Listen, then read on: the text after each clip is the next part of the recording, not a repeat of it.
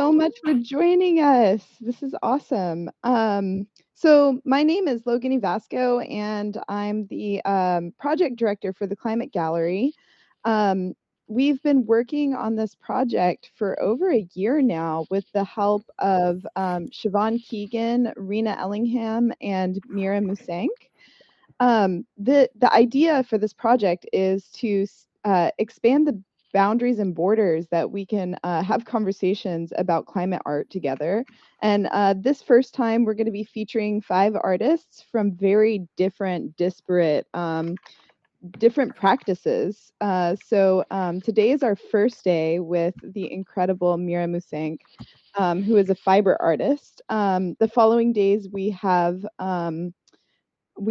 Minori Murata, who is a digital artist, David Solnit, who is a community,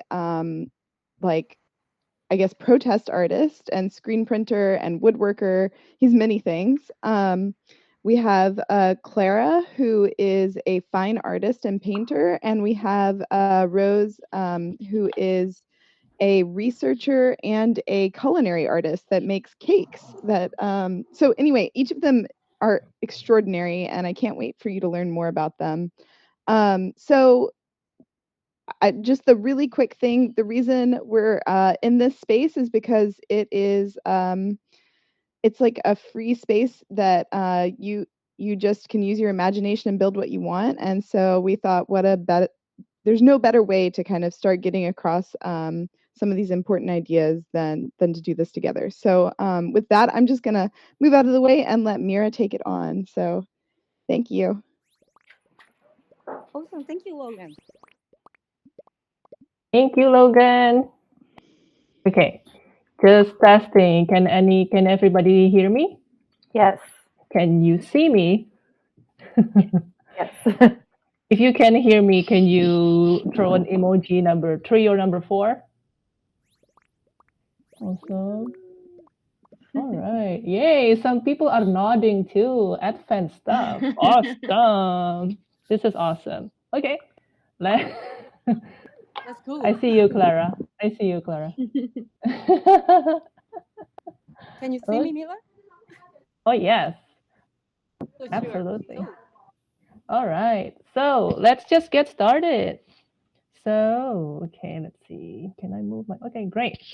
So today I'm really excited and grateful to have you all here. I'm going to talk about textile waste and us. And I am so, freaked out, nervous. I don't know.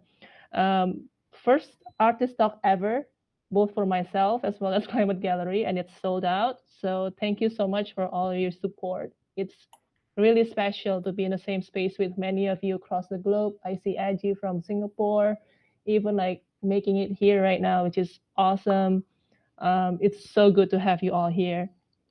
So I would also like to acknowledge my Climate Gallery team members, Logan, Siobhan, Rena. We really worked hard to make this happen. And last week, we actually had a sold out in-person launch party in San Francisco as a preview of this A Study in Activism virtual exhibition. So today is the first day we are officially launching Climate Gallery. And yeah, so on this first day, I go first. But please do consider coming to all of the other artist talks, like what Logan was saying earlier. Each of us is very different. All of us are very different, and everybody has something to say. Okay, let's get started. So first off is the agenda. So this is going to be the agenda. And there's going to be this slide every time I switch to a new topic. Okay. So hello everyone. Those who don't know me, this is what I look like in a good day. So I'm a real person. I'm not just a floating head and shoulder like I am right now. I'm a textile upcycling artist living in the land of indigenous tribes of Ohlone, Uwekma, and confederated villages of Disjan. And my main materials are what some people call textile waste, fabric cutoffs, remnants, secondhand clothes, textile samples, and I make custom garments and home decor. I'm a self-taught sewist. I picked up the skill about 10 years or so ago, and it was a hard skill to pick. And to this day, I still consider myself a beginner. That said, I really enjoy working with fabric cutups and remnants, and while it's very time consuming, it is my favorite medium. And my motivation is one, keep textiles away from landfills. Why is that? I'll tell you, don't worry. Let's go straight to it. So, what is waste? We are all familiar with the forms of waste, right? In the water, on and in the soil, in space even, but it's forms of waste. So the sentence for me that wraps everything up and really resonates with me, not just for textile waste, but waste in general, is the sentence by Professor Jonathan Chapman from Carnegie Mellon University School of Design and author of Meaningful Stuff, Design That Lasts. Waste is nothing more than a failed relationship. So now what do you think of when you hear the term failed relationship? So for me, instead of mere objects and commodities, stuff, as we call it, oh, I cannot make like the air quotes in this body. Oh, well, we start putting context and personal relationships, right? Mistakes, maybe a waste of time, maybe our failed relationships in the past, like heartbreaks and whatnot. So what does failed relationships look like in terms of textile waste? For that, I'll tell you what happened. According to the EPA.gov website, in 2018, 17 million tons of textiles entered the U.S. municipal solid waste flow in 2018. Most were discarded clothing and textiles, including reused garments and wiper rags. 14.7% of them, 14.7% of them get recycled. 18.9% got incinerated, and 66.3% got landfilled. So if we just calculate the incinerated and the landfilled one, is 85.2% just in the US alone, compared to 73% globally. So it is a huge problem, as you can see. So it's estimated that the average American throws away about 37 kilograms or 81 pounds of clothes every single year. That is approximately the weight of an 11-year-old child. So I don't have kids myself, so I have no clue whether this particular figure is correct or not. But if you have an 11-year-old child and it weighs 81 pounds or 37 kilograms, then yeah, that's the amount of clothes of that of average Americans throw away each year. Then the other thing is 92 million tons of textiles end up in landfills. That means the equivalent of a rubbish truck full of clothes end up on landfill sites every second, every day, every year. So, and then we can talk about exactly. Somebody is already saying, expecting a lot from the recycling thing. Yeah, well, that's the thing. When we are talking about recycling, is it really recycling or downcycling, right? Because recycling implies that the function of that product is restored to its original design and function so that they can be reused again. But downcycling is when you strip away those original functions but still reuse them as materials for something else. Let's say for insulations, for wiping rags, or stuff like that. So, and if it's just recycled once, does it count as recycling? Because the recycling symbol is pretty brilliant, isn't it? Like they're indicating circularity, like infinite recycling, but the reality is actually really far from ideal. Recycling is still very expensive. And let's say you are wearing clothes that are like 20% recycled material blend. The thing is, recycled material blend, the durability of those recycled fibers are not as strong as new fibers. And usually those clothes with blended recycled fibers don't make economical sense to get recycled again for the second time. So just a few things to think about. Also, recycled PET bottles marketed as recycled polyester for your hoodie or for whatever type of garments, are they really safe to wear when they are, already treated with forever chemicals and whatnot? So it's up to you to decide. And then there are other things. Less than 1% of clothing is recycled into new garments. So much for circularity, isn't it? There's only less than 1% of those clothes are actually recycled into new garments. And then the second one on the bottom here is that if we can achieve a closed loop system, nothing would ever go to landfill. The problem is we currently do not have that, or at least not to a scale, not at scale. So people can say, but I donate my clothes, Mira. Surely it helps. Well, in the US, only 10 to 20% of donated clothing gets sold domestically. The rest exported overseas, and US is actually a global leader for that. It counts for, it contributes to 40% of all exports. 70% of all exports end up in Africa, and then the others end up in countries like Guatemala, Honduras, El Salvador, India, Ukraine, Poland, Indonesia. And most of these countries have lax environmental laws, and most likely those things that arrive will get landfilled or incinerated anyway. So, but back to Africa, 40% of the secondhand clothes that arrive in just this particular market, Kantamanto market, a famous secondhand market, secondhand clothing market in Accra, Ghana, for at least 40% of them go straight to landfill due to bad conditions. So this is what failed relationship looks like in Ghana, in Accra, Ghana. But the thing is, I get inspired by that too. So this picture you see on the left is another picture from the article that I quoted down below. And then the picture on the right is from my project that I called Gather Cloth.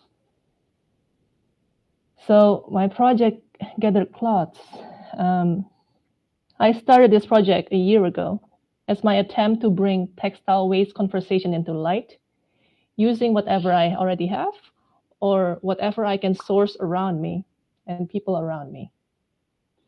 100% made out of sewing remnants, Gather Cloths involves a continuous cycle of making, assembling, and disassembling raffled cloth pieces. With each iteration, more scraps are involved and the assembly become more complex. TLDR version, this is what the process looks like. Make cloth pieces, assemble into something, disassemble, and then make new ones, and then assemble. And then this is what the first 4 iteration looks like. First iteration only has 7, second have 15, third have 21, fourth have 37, fifth had 44, sixth had 63. Sorry, lost my breath there. And the 7th one, the latest one, is 84 cloths, and right now weighs around 12 pounds. What will the 8th one looks like? Who knows? I don't even know myself. But here's the thing though, like I really think textile is such a complex and layered project. And this project, Gather Cloth, it is such a it is ever evolving. Like beyond the ever evolving form, it also encourages an ever evolving discussion. So for sewists, for example, gathering is a familiar fabrication sewing technique. For a lot of artists and makers, like it involves a continuous evolvement of ideas. And then probably for somebody who's like a project manager or a product manager, or somebody who's who's dealt with making something from 0 to 1, it is also an application of iterations or cycles.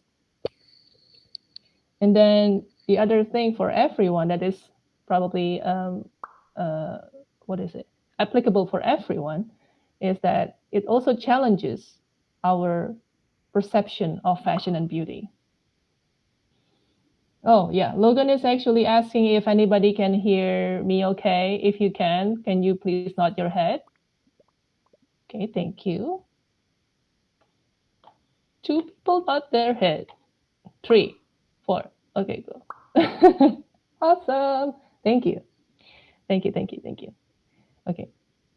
So, but the thing is, underneath the surface, there are also like more meaty discussions, right? Like, what do you see as textile waste? How do you treat textile waste in your own lives? Are you aware of their journey to their final destination? And how do we overcome the constant struggle of creating before the materials that we use end up being waste again? So the next one is a better relationship. One way we can build relationship with the textiles is by bringing back the emotions and context, like I previously mentioned, and involve going back into the people and planet. History, wisdom, care, compassion, not blatant exploitation of people and resources. For textiles, more than their sale prices, our textiles and clothes are so much more than commodities. They are made with immense amount of resources and people's skills, and they intimately intertwine with our life memories.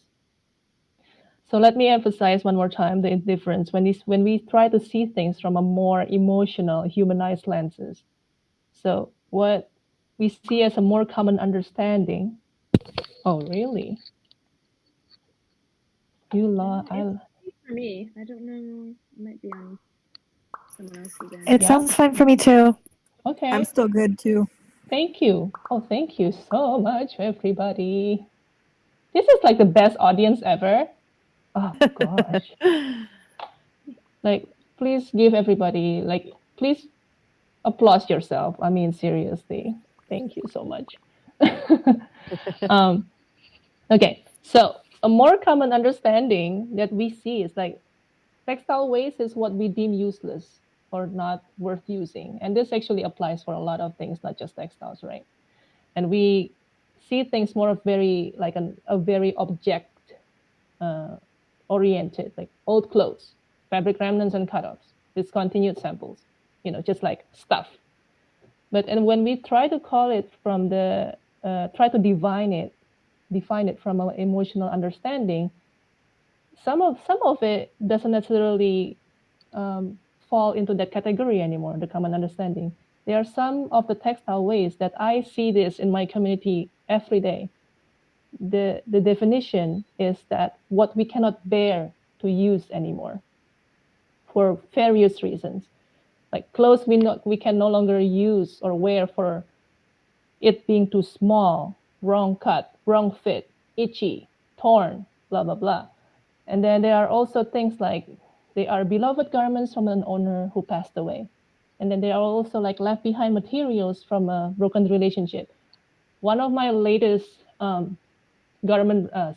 fabric rescues was accidentally from a guy who just divorced earlier this year, and then so his ex-wife had a lot of things still present in his garage, and he's just like, you know what, just take it all away. Like, I cannot bear seeing it anymore, stuff like that. So just that for me is the kind of like local nuances and very human nuances that we sometimes don't even get exposed to or hear about. Okay, so again, shifting our perspectives in terms of textiles, they are worthy of second chances, repurposed into something that can bring long-lasting values to our lives. And when we bring emotions back into the equation, we can build a better relationship with textiles. Mira, what if I can sue? It's okay. Do clothing swaps, like reach out to your community There are a lot of community groups like Buy Nothing or like online base swaps, or even like just swap with your friends, traveling suitcases, or what have you. Yeah, I love clothing swaps too, Edgy. And then identify local organizations and shelters. Sometimes they have very specific lists of items that people that they help need. And then this is pretty popular question that I get these days. Like, what do I do with like used bedding or linens? Animal rescue shelters. Yeah, they always need them. So they always need a lot of them for the animal rescue shelters and groups. And then instead of blindly donating into, you know, thrift stores and stuff, if your clothes are good enough and it's really still very good quality and what, try to trade them in, buy and sell in eBay, ThreadUp, Poshmark, and whatnot. That's their fate is a lot better than if you just dump them into a Goodwill somewhere. The other thing is I always encourage work with your local makers, but then again, humanize your expectations, respect their time and skill. Try to shift away from the high fashion expectation with fast fashion budget. So that's always key. And then the other thing, it's like, yes, okay, cool, you cannot sew, but there's always time to learn. You can learn to repair. Just small things. Increasing your pocket size, especially women. Like, who among you think that your pocket sizes are just fine? No, right? Like, who thinks they need to be bigger? They need to fit at least your phone. Some of you are still thinking, yeah, yes, exactly. Oh, Natalie, that's cool. Yes, Logan, right. More pockets all the time. Yes. Sally, what pockets? They don't make our clothes with pockets. That's it. I know, right? It's a trick question, Sally. What if I already sew or knit or quilt or crochet? Well, it's probably, I would suggest two things. Get in touch with the community to redistribute and reuse fabrics, cutoffs, and remnants. You'd be surprised that if you live in the US or UK, which is the second largest exporter of secondhand clothing, the amount of things that we can reuse and redistribute creatively is really abundant. Share inspiration, help each other in creative process, because that's what that's what the community building is for, right? But the other thing that is more important is that I really encourage you to think more about your intention behind your makes. When you're making something, is it a one-time only? Can you repurpose it later? When you're tired of it, what can you do to extend the lifespan? How do you keep accumulating skills so that your next creation is better than the previous one? And if you refashion, can you refashion a previously refashioned item? Things like that. And this one, it doesn't matter if you sew or not. Care for your textiles. Check your garment text for the laundry care instructions. Like, following them will help make your clothes and textile last longer. What kind of detergent are you using? Do you use a fabric softener? How do you treat microplastics that pollute laundry water? Do you do something? Do you use dryer sheets, wool balls? Do you dry naturally or always use a dryer? Things like this matter. Small things like this matter to the durability and the longevity of your clothes and textiles. But then again, it's not always about emotions, right? Like we live in a world where knowledge and data is everywhere, and it's still important it is very important to be critical and not just accepting things at the face value. Synthetic materials, like are they all bad? How about vegan leather? Do you know the difference between biodegradable versus compostable? Do you know that the bio-based doesn't necessarily mean biodegradable or vice versa? Can I do more with fewer pieces of textiles and clothes? And then can I, let's say, Clara is here, like for example, like can you I'm sorry to put you on the spot, Clara, but I know that Clara is actually one of our artists, by the way, and climate gallery artist, and she will be having her artist talk on Monday. So Clara, like she goes to glaciers and paint glaciers. She is usually in an extreme environment. Do you think she can survive doing all of this activity by wearing clothes from natural fibers only? It's a rhetorical question. Nobody has to answer that, but think about it. All in all, what I'm trying to say is it is a complex issue with a lot of trade-offs, depending on our personal circumstances. But we still need to work with what we have and continue to develop creative long-term solutions. Okay. Next, I would like to talk about my textile art gallery. Textile art gallery. Okay, I have to slow myself. So this is the floor plan. That star there, that's going to be where you are going to be spawning at any given gallery. Like the floor plan is more or less the same. So you will be spawning in an area facing the back wall that has the Climate Gallery logo and the reception like circular, like half moon circular desk reception kind of place. This is a rough plan for my textile art gallery. And I'm not going to give you any spoilers, but so right now I'm just telling you where you are going to spend when you are ready to check out the galleries. So this is the vision of the textile art gallery. I would like to make a living gallery that summons stories and objects from so-called other realms from different time and space. And I would like to present my works in reimagining things, like repairing things and refashioning works of my textile waste in a virtual reality storytelling, as well as gather the community of artists in my life. Those are the kind of objects that you can expect to see in my gallery. I made all of the 3D models myself, from their physical embodiment of space to digital reality, so to speak.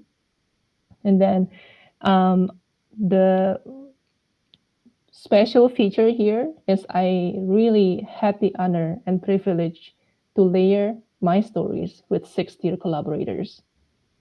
Sally from Starry Eyed Cadet and as San Francisco Indie Band is here. My dear friend, fashion designer, Jesus Romero. Another friend of mine, like long-time friend of mine, Cynthia Anderson. She's a freelance photographer who have been covering so many fashion weeks over the years. Graphic designer Veronica Chipto, and then there's paper goods designer Kimberly. She is here. Kimberly Kuniko is here, and as well as improvising violist Richard in Q Kim. So this is just the next thing. It's just a sneak peek of what you're going to see. So of course, okay, that's it. You'll be able to see it on the gallery while you're there. So long story short, I just want to do a bit of a recap and read this out loud. Textile waste is a manifestation of a failed relationship with people and the planet. But as long as we persevere, continue to care, and push to make a difference, no matter how small, we can rebuild our relationship with textiles and rehumanize ourselves in the process. When we shift our perspectives around textile waste, we can see and realize a tremendous potentials in creative material reuse and community building. These are several resources that for me, it's just my favorite. The Slow Factory is a climate innovation hub addressing the intersecting crisis of environmental justice and social inequity. And they build community power through open education, narrative changes, and regenerative design. I highly recommend you check out what they're doing. Fibershed is also another one I highly recommend. It's a nonprofit organization that develops regional fiber systems that build ecosystem and community health. Textile Exchange helps the fashion and textile industry to reconnect with the resources it uses. So Textile Exchange, there is another really good one. And the last two, EDX and Future Learn, is if you are familiar with if you are familiar with Coursera, you will be familiar with what Future Learn and EDX model. Same thing, like courses that you can take, you can audit for free, or you can pay a little bit of money to get certifications and things like that. But for me, from what I have seen so far in terms of circularity, textiles, fashion, and climate, these two are superior, in my opinion, in my humble opinion. So I would just like to share them with you all here. Okay. So to close, if you feel helpless sometimes, filled with a sense of dread, and you ask yourself, how can my actions make a difference in these troubled times, especially within the large dome of climate actions? Let me share you this quote by the great Toni Morrison. It is a part of her essay titled No Place for Self-Pity, No Room for Fear, included in the 150th anniversary issue of The Nation. I will read it to you. This is precisely the time when artists go to work. There is no time to despair, no place for self-pity, no need for silence, no room for fear. We speak, we write, we do language. That is how civilizations heal. Thank you so much for coming. Thank you. Thank you so very much. Yay! Oh my God. Amazing. Well done. Yay. Thank you. Woohoo! So we can just go straight to Q&A if anybody has question to me or, to anybody here. Yeah, please don't be shy. Unmute yourself. I have a question. Where are you? All the way over here. Yeah, you mentioned when we're putting stuff in the laundry, there's a way to kind of counter the microplastics that are coming out. What do you recommend there? Because I was just, let's see. I was actually checking out this one thing called, am I actually still, hang on. Am I actually still, oh no, I'm not. Interesting. Sorry. Why am I not sharing? Anyway, okay. So what I use right now is a thing called Coraball. Let me try to get a link to drop in the chat. Coraball. And I think some people are misunderstanding what Coraball is. Sorry about that. No, that's fine. Because people are thinking that Coraball is actually something that can, what is it, like get rid of the lint and they can clean up the lint from their garment as they are being washed. But what Coraball is actually designed for is to catch those microplastics that get released into the laundry water. Does it make sense? Their job is to trap the microplastics in your laundry water, not to clean your clothes. So that is the kind of things that people are not, like some people are not understanding right now. So I'm actually just trying it out. So that's why I cannot give any kind of like huge thumbs up recommendations on that. But I'm definitely very, very excited to try this out. awesome. Thank you so much for sharing the link as well. Sure. Yeah. And then they actually have a Black Friday thing right now going on. So you will get a free gift with every $35 you spend. Free US shipping, $50 and more. Oh, in Singapore, they have microfiber laundry bags. Yeah, exactly. Yeah, that's cool. How does that work, AG, in Singapore? Does it work? Does it work fine? It's okay. You can answer through chat if you're not comfortable speaking or whatnot. Any other questions in the meantime? Yeah.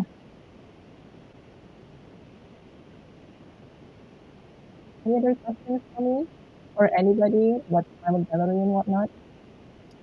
Mira, I have a question for you. Yes. When you're working with your gathered cloths and bringing different materials together, what's something you found kind of invigorating or like inspiring about combining materials that weren't intended to belong together? I love that question, Kimberly. What's most exciting for me every single time is that I do not know what final form they are going to take. Every single time, I have no clue. So I did not know that the first iteration will end up being a half corset. I do not know that the second one would end up being like that. So each and every time, it's like a surprise. And I love that. I love that very much. Let me try putting that on the screen again so that everybody can see. Let's see. Share screen, this screen, share. Whoop. Yep. And then I have to do this. Sorry, everybody. I'm like, oh my God. Yeah. So I have no clue that they are going to look like this. And I especially do not have a clue that the fifth or sixth or seventh iteration will look like that. So it's always a surprise, I feel. I love that. Are there any specific fabrics or materials that were really challenging to combine? I'm kind of curious about that too. Yeah, for gathered cloth, it is interesting because I have no control over the sewing remnants that I'm getting, that I'm going to be using, right?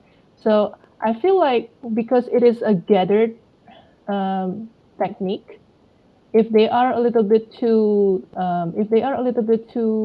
thick, like denim or so, it is usually way more challenging. And then the other way around is also true. Like when it's super fine, like like organza, not organza. I don't have organza, like chiffon, that type of thing. It's usually a little bit finicky. Like it's a little bit like too fragile sometimes. They tear out pretty easily too, but they look divine. They look ethereal. They look good. So there's always plus and minuses, I feel, for every single type of fabric.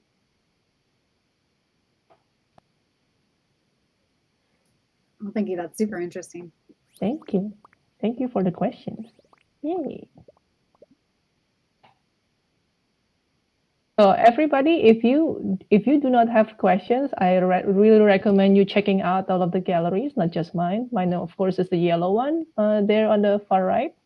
I'm facing it exactly like right now. But if you want to chat with me or you have more questions or whatnot, please just stay around. I'll be here, so don't worry. Ask me questions, whatever you like. Okay. But in any case, thank you so much for coming. Really, really, really appreciate you coming over right now and spending your time with me. Thank you. Thank you. Thank you. Thanks, Mira. Awesome job. Thank you. Thank you. Have fun.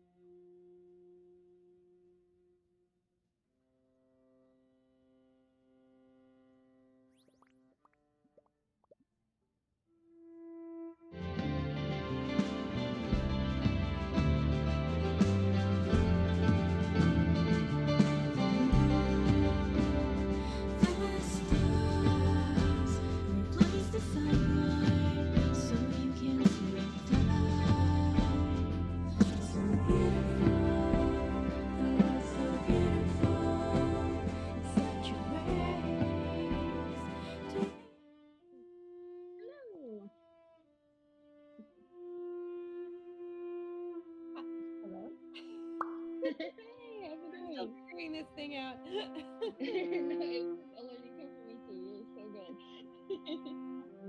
Like, am I running straight into people? Yeah, it's fine. You'll phase right through.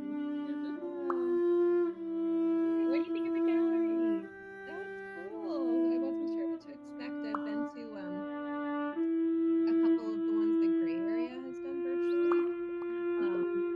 And yeah, no, it's similar but different. But the show's great. Yay! Oh, I'm so glad. And Then Mira's talk was awesome too. That's cool. Hi, Logan. It's me. Oh, hi, Nick. Logan's recording. Oh, awesome. Hello. Hello, camera.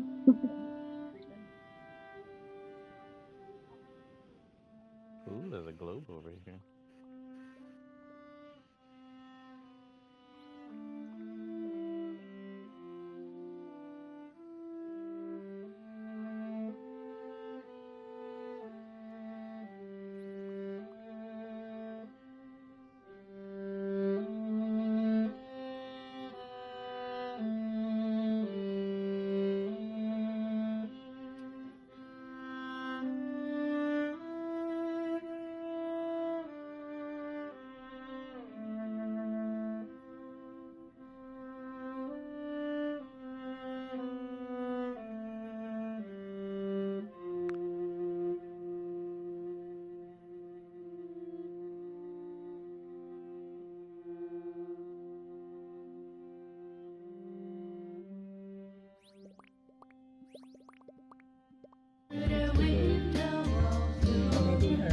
Hey, sorry, yeah, I was muted because I didn't want to. Oh yeah, I can head back now. Like, yeah, man, BRB? I Nice. Treasure. Yeah,